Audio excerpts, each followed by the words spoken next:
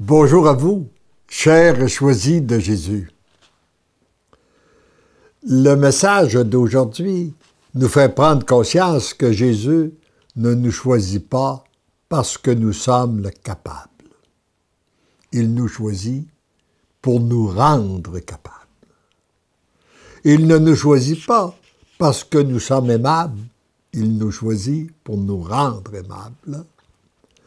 Voici la prière que je formulais ce matin du 17 mars 1999, soit quelques semaines avant l'apparition du premier volume.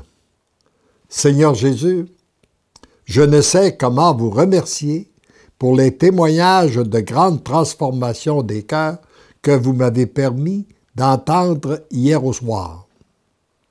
Ce que vous accomplissez dans les cœurs à partir des textes du livre « Pour le bonheur des miens, mais choisis Jésus » dépasse tout ce que j'aurais pu imaginer. Merci de me permettre d'être témoin de votre agir.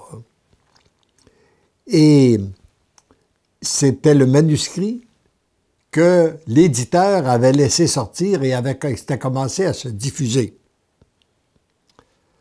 Je vous soumets les deux intentions qu'une personne m'a demandé de vous adresser, une pour elle et l'autre pour son ami.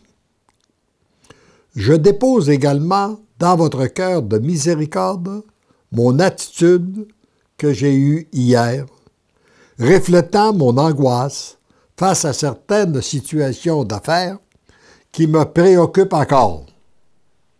Pourtant, il m'avait dit à plusieurs occasions, « Tu n'as pas raison de te préoccuper, et puis j'ai pas d'objection que tu t'occupes, mais je ne veux pas que tu te préoccupes. » Et même après ce temps, je constate que je me préoccupe encore.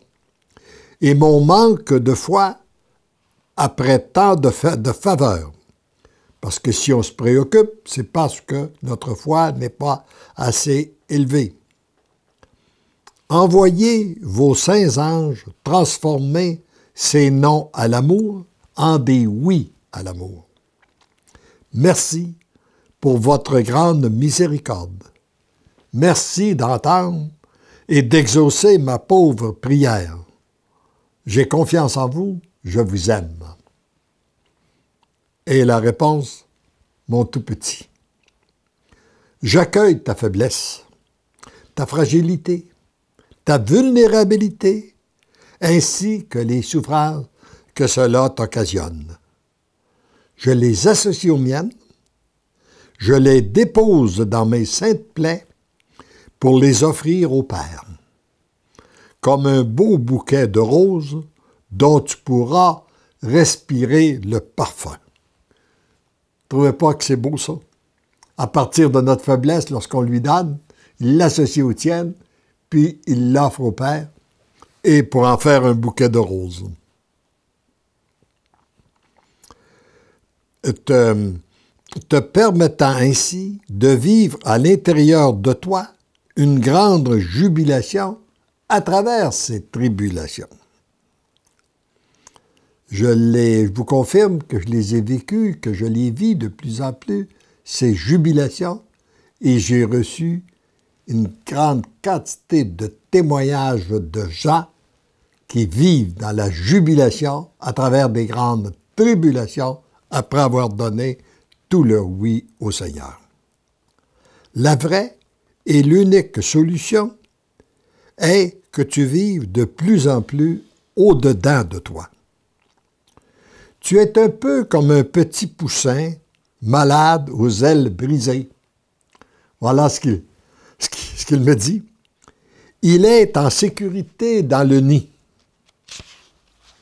au chaud, sous les ailes de sa mère, mais très vulnérable au dehors, lorsqu'il a à prendre sa place parmi les autres.